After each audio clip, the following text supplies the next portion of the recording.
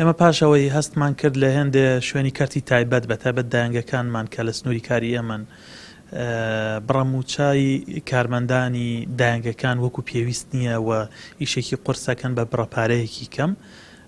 هەستان بە پابندکردنی دایانگەکانمان بە دوو خاڵ کە سەبارەت بە مافی کرێکارانە مافی کارمەندانە لە کەرتی تایبەت خاڵی یەکەم کەمترین دەستنیشانکردنی کەمترین بڕەموچە ئەوژ بە پشتبەستن بە نووسراوێکی سەرۆکاتی ئەنجومەنی وەزیران کە نابێت کرێی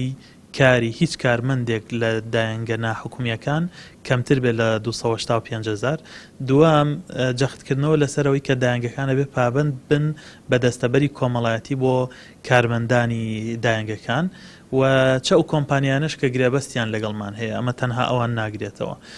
بۆ ئەوەی ئەو کارمەندانی کە لە کەرتی تایبەت کارەکەن بە مافی خۆیان بگەن و